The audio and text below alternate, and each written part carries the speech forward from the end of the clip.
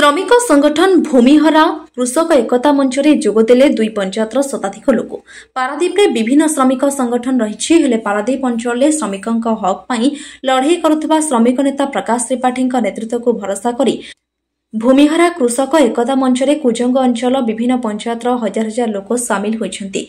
एने कुजंग गंडकीपुर पंचायत भूमिहरा कृषक एकता मंच पक्षर एक सभार आयोजन करा जायतिला। एही सभारे फतेपुर पंचायतर विभिन्न ग्रामर मुरबी श्रेणीर लोक मानकु नै एक बैठक अनुष्ठित हो जाइछि। पारादीप रे विभिन्न शिल्प कारखाना गढ़ी उठिथिबा बेले शिल्प पाई जमी हराइथिबा लोके किपरि न्याय पाइबे, स्थानीय लोकंकु नियुक्ति देबा सहित विदेशी शक्ति को किपरि विरोध कराजिबो, शिल्प कारखाना रे कार्य करुथिबा ए अंचल लोक मानकु किपरि कुशली कारीगर कराजिबो, कंपनी पाई अंचल रे जमी हराई क्षतिग्रस्त होइतिबा समस्त युवपीढ़ी मानकु किपरि नियुक्ति दियाजिबो से नै बिना स्वार्थरे सेमानंक पाई लड़े कराजिबो बोली संगठन सभापति आशीष सामल कहछन्ती। विगत दिन में शिल्प पाई जमी हराइथिबा लोकमानकु विभिन्न श्रमिक संगठन लुटि नैथिबा बेले एही अंचल श्रमिक नेता प्रकाश त्रिपाठी नेतृत्व को भरोसा करी भूमिहरा कृषक एकता मंचरे फतेपुर पंचायतर हजार रु ऊर्ध्व लोके सामिल हेबा परे आगको एक विराट सभार आयोजन कराजिबो। स्थानीय लोकंक समस्यार समाधान करिबा एहार प्रथम लक्ष्य रखा जाइछि बोली संगठन पक्षरु कहा जाइछि। आशीष कुमार सामल भूमिहरा कृषक एकता मंचर सभापति। देखो ये संगठन नुआ नुह, ये संगठन पुराना संगठन, तेणु बर्तमान पे आमर विशेष आभिमुख्य आज आभिमुख्य है जेहेतु गंडीपुर पंचायत बर्तमान 1500 ऊर्ध्व मेंबर आम संगठन हो सारी बर्तमान पे आम लक्ष्य रही फतेपुर पंचायत उपर।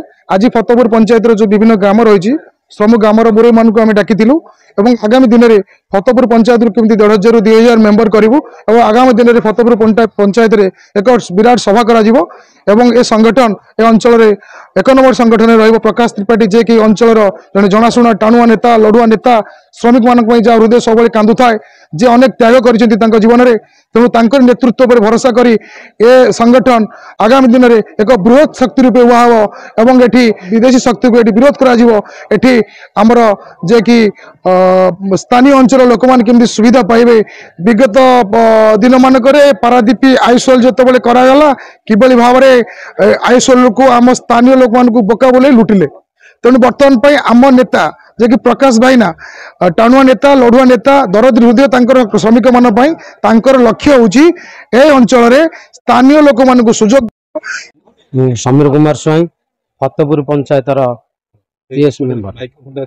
आगामी दिन में केमिति आमर ये जो नाफ्था कंपनी आसुचे आमर ये प्रतापुर गहिर को से केमिति आम गोटा संगठन करी फतेपुर आ गंडीपुर पंचायत नहीं गोटा संगठन आमर प्रकाश भाई नेतृत्व में गोटा संगठन करेंगे।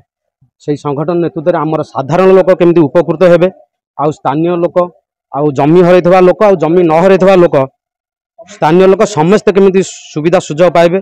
आगामी दिन में आईओएसएल हो कि पीपीएल हो इफको हो विभिन्न शिल्प कारखाना होती आम जमी हरैचु आम सेठारे नियुक्ति पाइनु, बाहर लोक बहुत नियुक्ति पाई आमर एमती बाहर लोक संगठन करी आमको नहीं संगठन करी बाहर लोक आनिकी एमती आमको भुआ बुले विभिन्न पैसा पत्र खाई से बाहर लोक रखी आम स्थानीय लोक हैरान होती से अंध थरे बाड़ी हजाए द्वितीय थर आउ हजाऊ नहीं से सुजोग आम क्या बाहर लोक दबू ना।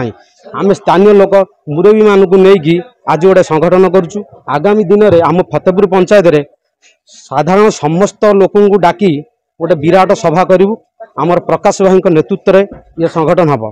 बसंत कुमार माझी मु एडवोकेट अच्छी गंडीपुर पंचायत से संगठन मोर बहुत काम कर अच्छी कारण आगामी दिन आईएसएल जो मैंने जमी हर से बहुत असुविधा अच्छा से कौन सुविधा सुजोग आईएसएल पाई ना।